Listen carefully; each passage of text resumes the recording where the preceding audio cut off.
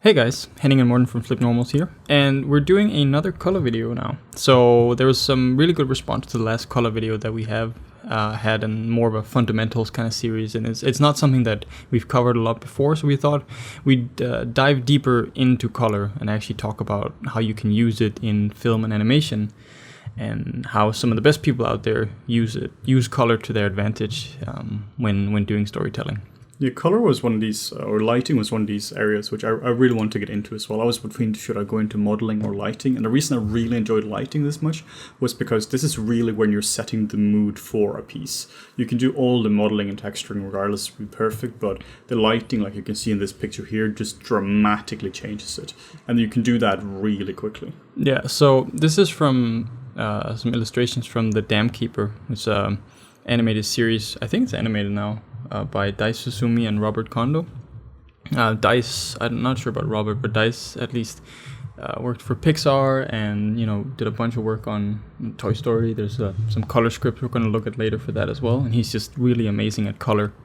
So the reason we're looking at paintings instead of photography is just because with paintings, people have a tendency to over-exaggerate the, reality a little bit more, which makes it a lot easier to point out color changes, really.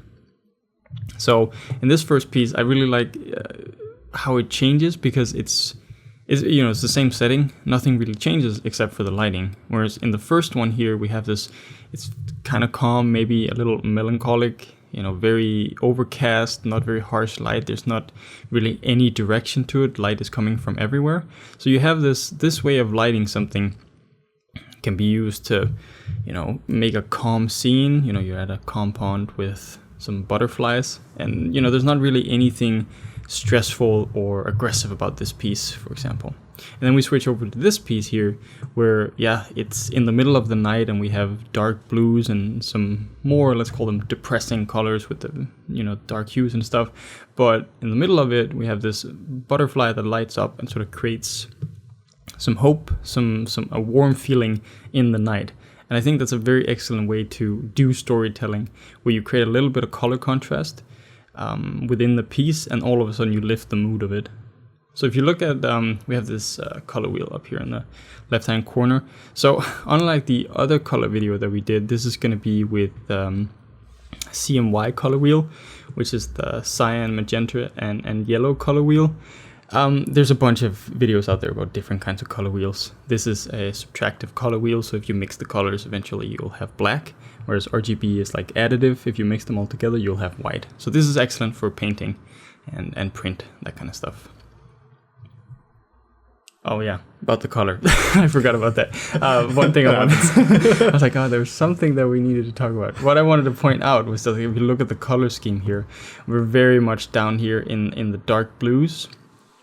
And a classic way to create color balance within a picture is with complementary colors. They complement each other very well. So having something on the opposite side of the color wheel, this blues being the yellows, is an excellent way to create balance within the picture.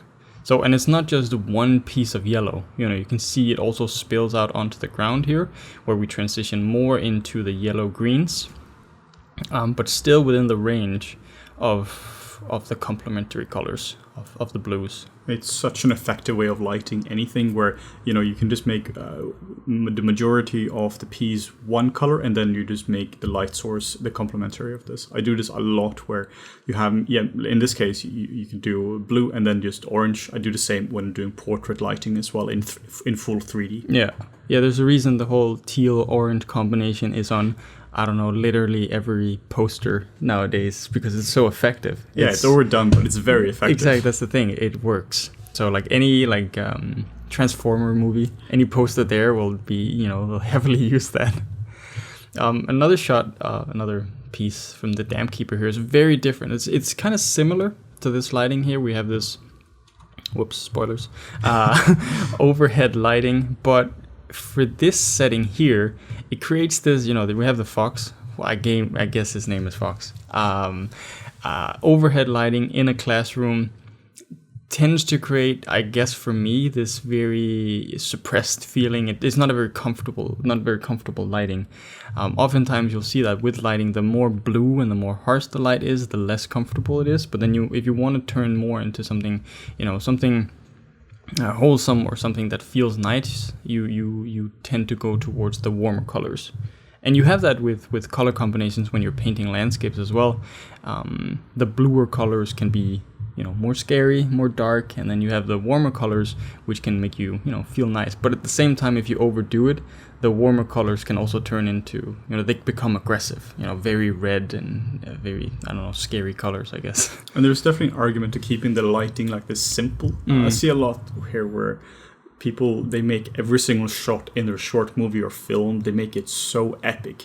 And that means that every single shot is super cool. But you don't necessarily want that. You want to have contrast between them. If every single shot is epic, you just get used to that all the time. But if you have a shot like this, which is more mundane in everyday life, then the next shot can be a lot more epic, and that's going to stand out significantly more. Yeah. And as a way to create contrast within a piece when you're primarily focusing on color, obviously there's also a bunch of work here with composition and tone. But if you look at something like this bear, I guess, we're very much in the magenta and the purples here, but it's very desaturated. Maybe it's like, let's say this is 100% desaturated, so zero saturation, maybe it's like halfway there or like here, whereas the fox, which is in the oranges, is very saturated. So again, that just creates contrast in color. Even if you compare it to the other bear here, it might be a little bit in shadow, but it's still more of a brown instead of an orange, so you immediately just look there. And if you want to make something depressing as well, you don't necessarily have to make that like this nasty blue orangey or blue greenish feeling. You can make that depressing by keeping it like everyday mundane. Yeah. Just the opposite of epic. Yeah, it's like you basically just remove a lot of color. Yeah. Like you don't overemphasize the color too much. On the other hand, there's something like this. Also, again, from the Dam Keeper. We're going to be looking at a lot of Dam Keeper pictures just because they're awesome. They do some really cool work. It's always like this kind of lighting here can have, with these kind of colors, I feel like it's like a double-edged sword. It can be the end of the day and everyone is relaxing and it's a great place to be, but then you look at the scene here and this scene, for me at least, has a kind of depressed feeling. Maybe it's because he's sitting alone. It's the end of the day with this very orange light. Obviously, that's a way to convey that the day is almost over, and maybe he's there alone. He's been sitting there for hours. So that's also a very effective way to use color, not just in this is warm and nice lighting. No, but we can actually use it for storytelling to tell the sort of like the opposite of what you would expect the color to be used for. I'm also reading this in a slightly depressing way. It looks like the end of the world where you have a nuke outside. Like if a nuke were to go out, I'm just saying it would look like this. It just exploded right here. Yeah, exactly. So, poor little piggy. He's spending his last day in school. But isn't it also like the Dam Keeper? It's kind of I haven't actually watched it, but I'm familiar with it. It has like that depressing. I saw once there was like the pig in like one of those like World War II gas masks. Oh no! So I haven't actually watched it, but I just love the color work for it. And then for this one, this is something that so obviously we're going to be talking a little bit about James Gurney as well. But it's not to say that James Gurney invented this kind of color look, but it's definitely something I think that he popularized with his Color and Light book, where he talks about it. It's this panel here where you have desaturated or something in shadow, and something, the thing you want to focus on is sort of like half lit like this. So signifying that it's the end of the day, or maybe even more grand, that it's the end of an era. Something has just ended. And there's a little bit of hope out in the distance. Maybe it's a hero standing, or maybe in this picture here, it's the mill that's spinning around or something. But I love the transition here from something that looks very depressing. Obviously, spoilers, if we look out of here, maybe its mom has died or something. But then to something that's maybe a little more hopeful. So that's a way to create a story just within a single piece from just using color. I also love how, if you look at the roof of the buildings here, like there's a lot of color in it. Even though it's pretty dark, there's still a lot of saturation. This is something we talked about in the last video as well, where one of the big mistakes people make is they make they make shadows, they make them really black and desaturated. Yeah. When in reality, you can find a lot of saturation in it. And even if you wouldn't physically find it, you can put her in there just to really enhance the mood of a piece. Yeah, so like these roofs here, go between having the appearance of being red and being blue. Now, I don't know, I just can't color pick with my eye here, but something tells me this is not going to be red. Yeah, that's hence the word appearance. Because I'm thinking the same thing. I'm reading this as red, I'm reading this blue. But if you were to color pick this, I'm not even sure that the green here is really green. I don't trust my eyes when it comes to color and light. But again, it's like this color scheme. We're again looking at a sort of teal orange color scheme here with the cyans and going up to orange again, very complementary, and they just complement each other very well. So that's always a good color scheme to look for. Try to not overuse it, but it definitely works. Now again, back to the more depressing look, where you have the blue or white lights very overhead. It's very harsh lighting, and there's nothing else really going on. Obviously there's a lot of color variation from the doors and the cabinets here, but the lighting in itself is basically pure white, and it tends to create a slightly unpleasant feeling. Very sterile. Yeah. Like what I always talk about when talk about doing lighting is add color to your light, and that's not because it's a harsh rule. It's just because it becomes more interesting. But by removing the color of the light, you also get the exact opposite of the feeling I want. And when I'm saying add color, that becomes more interesting or pleasant. If you want it to not be pleasant, you can just remove it and just have it be really sterile. Yeah. And you could make this even worse, obviously this is a piece of concept art or color script or something like that, but the kind of overhead light that you have here tends to create these very harsh shadows. So if you were to do it in 3D, having these very harsh shadows with this kind of white light would make it even more uncomfortable.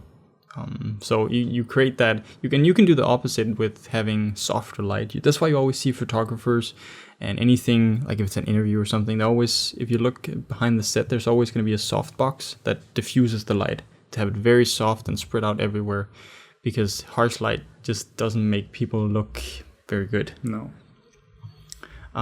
Again, more from the Dam Keeper. It's just, I just quickly wanted to have a look at this because of the excessive purple magenta light here that spills onto his head, with a little bit of the contrast of orange over here, and then some greens on his shirt. I just thought it was a cool looking piece. But this kind of lighting here, especially the purple to green lighting, I think we talked about that previously as well. You often see that in like horror scenarios and something that's a little more sickly. So it's like it's trying to look for references where they've done that before and figuring out, okay, the colors they're using here, whether it's a film or an animated show or whatever it is, what kind of mood does it convey when you use this kind of color combination?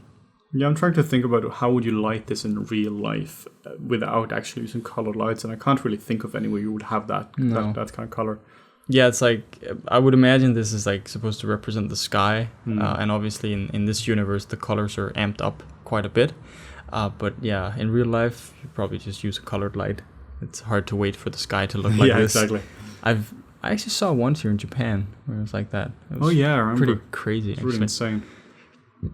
And then some James Gurney work. So James Gurney is awesome, and I keep recommending this. And every time someone asks, what do I do for when I need to learn how to paint and do colors, buy the book Color and Light, because it's the best book in the world when it comes to that, really. One thing I think James Gurney is awesome at is making epic looking lighting. He also does like everyday scenes. I saw once where there was like a robot in the street, just like it's a street in America somewhere with a diner, and there's a robot in the street. Very like a mundane scene, but then there's a robot in it.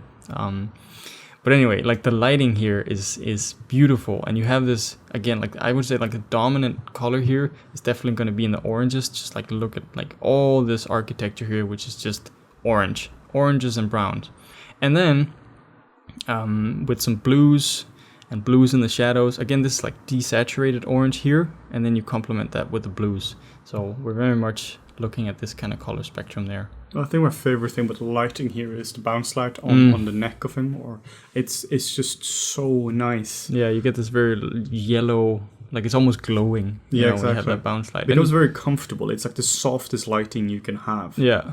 There's going to be a little piece about that later when we look at the little spoiler picture from Pixar, from Toy Story that we looked at before. But that kind of bounce light creates that very, I guess, like hopeful feeling. Yeah. You know, I don't know, there's just a lot of hope in that. We have a lot of bounce light. It creates a lot of mood and a lot of warmth in the picture. And when Gurney's doing these kind of paintings as well, like he's not just pulling this from his mind. He has tons of dinosaur toys, and he will just pull out like physical lighting in the studio and just take pictures of it. He talks about that in one of his books. Because if you were to just do this from imagination, that would be close to impossible. There are so many variables here that you need just to source reference from it. Yeah, that kind of reminds me of a tweet that I saw. Like this kind of makes the rounds sometimes, and we've talked about this often in our videos as well, to the point where people are starting to tell us, please don't talk about it anymore. So we're definitely going to continue.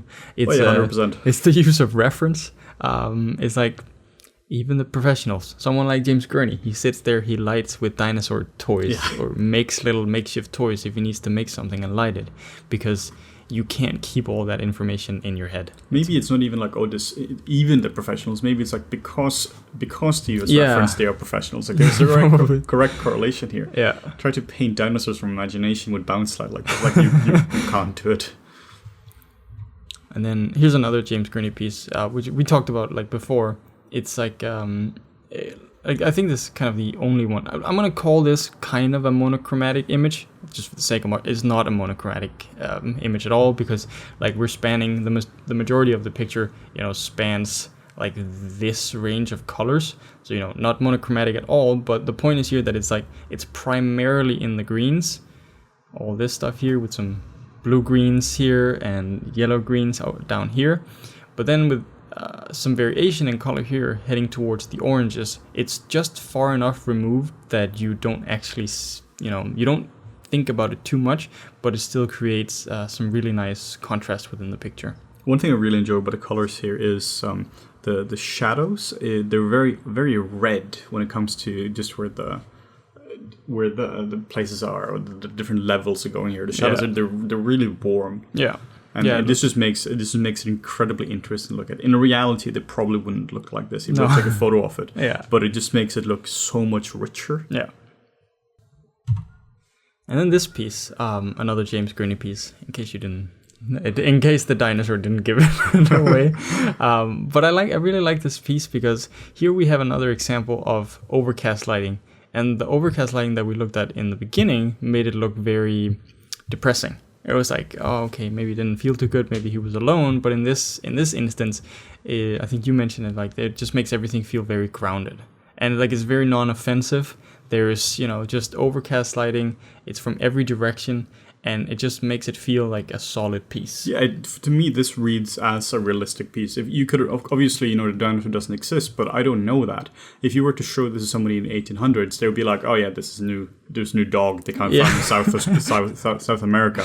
If you were to replace this with another species, I would have 100% believed that this here was a real naturalistic piece. Yeah, and like if you look at the color scheme for this, obviously all the flora and stuff is very dominated by the greens, and then we turn into more some desaturated oranges for everything that's statues.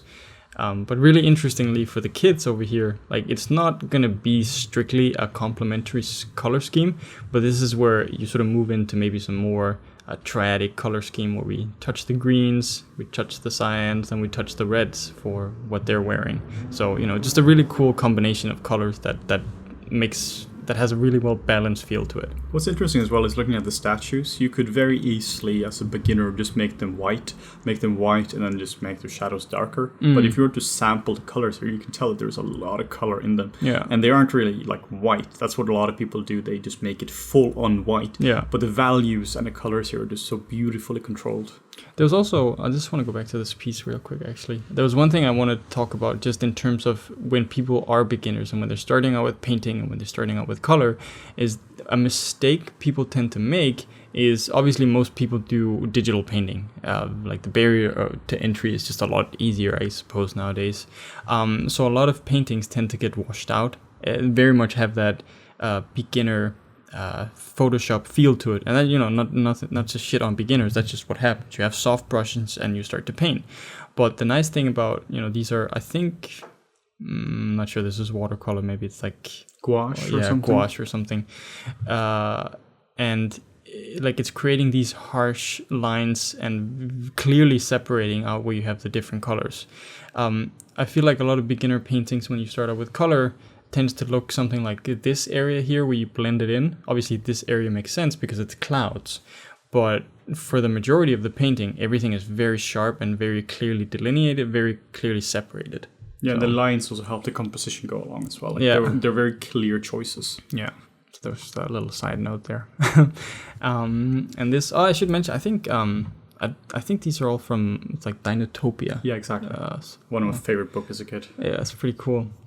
So here again is what I mentioned before with the Dam Keeper, that kind of James Gurney light where you have the end of an era or the end of something, something that has just finished but has a hopeful future ahead, and I think compositionally it makes it really cool and very interesting, because you start off with something that's in shadow and it's dark and bluish, desaturated, and then you come up here where you have a lot of saturation, the blues contrasted with the oranges and the greens, and then again you go into some magenta and blue to shadow here, and then another transition up to the oranges. So it's just like it's stacked in in a very interesting way here. And again, notice the snow isn't white.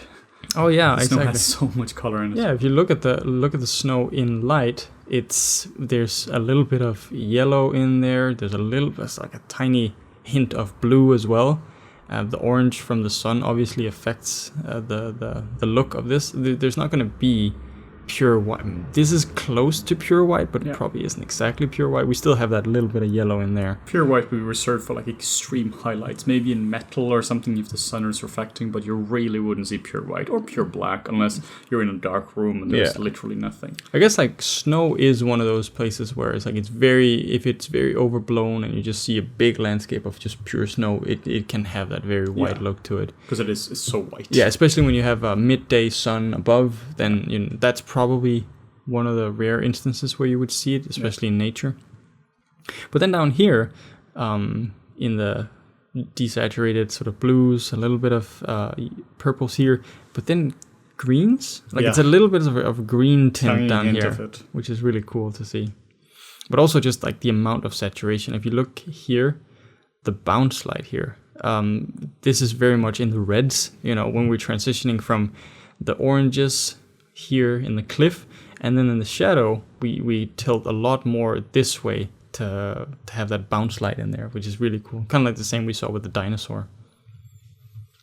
And then this is another James Gurney piece where I just wanted to talk about, because we've mentioned this with the horror of using purple and greens together, where you have this horror-like feeling. Obviously, there's a graveyard, so maybe it doesn't help get my point across, but still, it doesn't mean that if you use purple and greens together, it's necessarily always going to look like a horror film.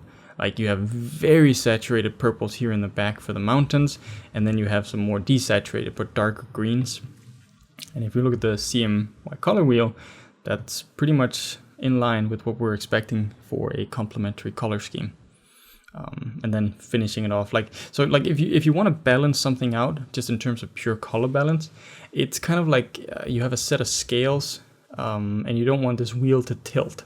So here we see a very desaturated band of purples here, so you have that here. So you need to complement that or balance that out somehow, and Gurney does that with introducing greens.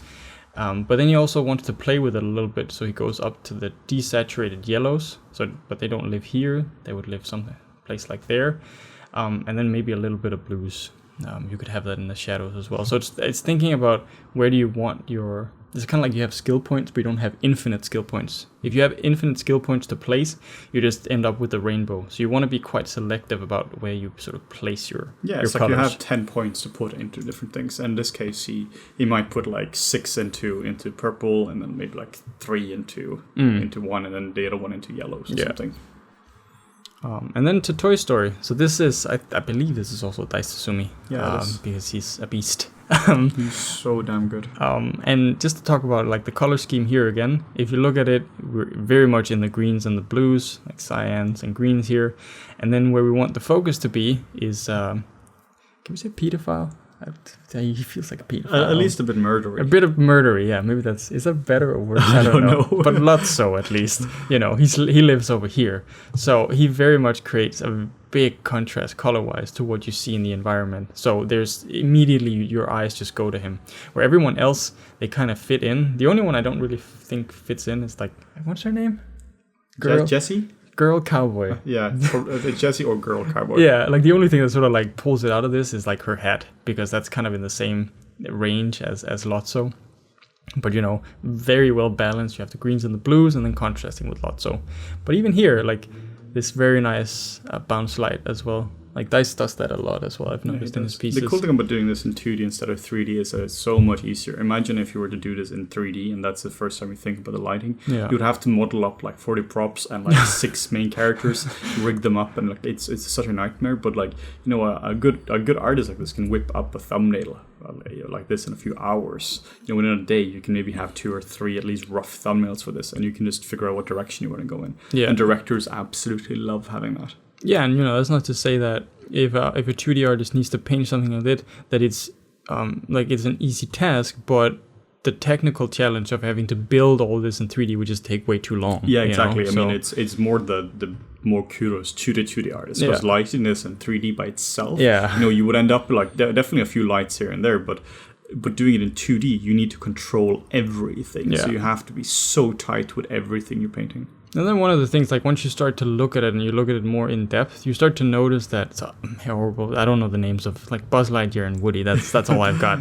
The generic dinosaur man. The Rex is called Rex. Right. Okay. There we go. If you look on Rex's nose, you can see like obviously he's green, with a highlight of this like yellow green from the sun, but then also some bounce light, which is more blue, obviously, because that's bouncing off of whatever's in the room. And you see the same thing with Lotso. Right, like this, his belly is supposed to be white or white-ish, maybe off. But it's not. No, not at all. It's more orange, and then up here it's actually purple.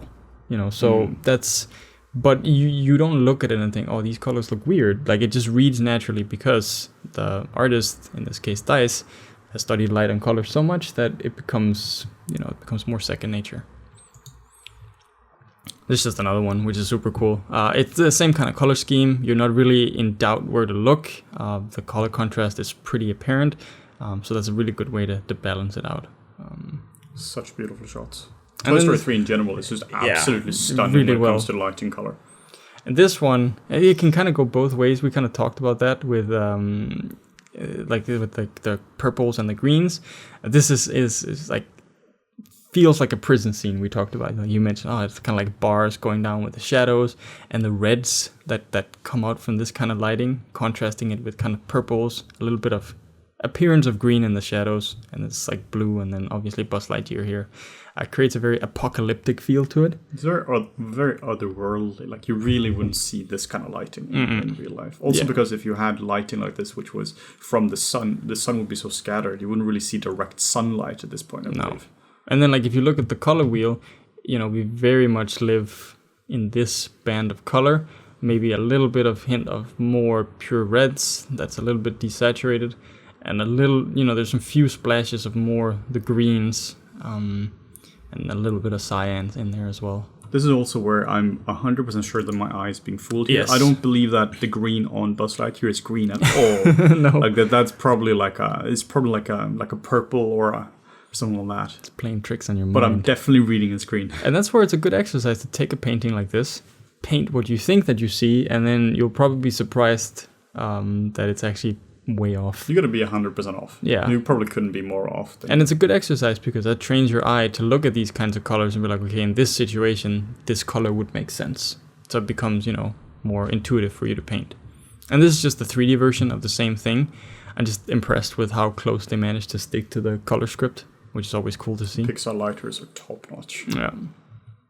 And then the final picture, finally, which I guess we saw in the beginning. But I really just wanted to talk about this one for the mood, the feel, and then the bounce light that we have here. It's like the conclusion to something where obviously Woody and Buzz, they make up. I was going to say make out, but they make up. Not in this one. Not in this. It's in Toy Story 4. Where Woody is backlit, but even though it's harsh lighting, it doesn't come across as that scary and aggressive kind of light because it's still contrasted with some soft bounce light, and it's only really a rim. It's not everything that has that crazy highlight to it. But notice how insanely rough this here actually is in terms of details. Like he doesn't even have a mouth. His eyes are just two like tiny little black things. They're like Buzz has no facial features whatsoever. Yeah. But yet the feeling gets across. Like this here wouldn't necessarily have more emotion if there was more detail in the piece. No. You can just keep this incredibly rough. Like if it doesn't work this rough, it's not going to work with more details. And that's why you do these thumbs. Yeah, and the cool thing about, obviously, when you look at it like this, you're like, oh, detail-wise, it doesn't hold up. But then once you start to zoom out, I don't know, can you even zoom out more than this? No, okay. Just, I don't know, go further away from your screen while you're looking at this. And then it starts to actually look like a thumbnail from the film, which is pretty cool. So yeah, I think that covers this episode about color. You know, we might do more if we have more requests for it, if people are up for seeing more about color. But that's going to be it for now. So make sure to like, comment, and subscribe, and make sure to hit the notification bell if you want to see more videos like this in the future. Thanks, guys.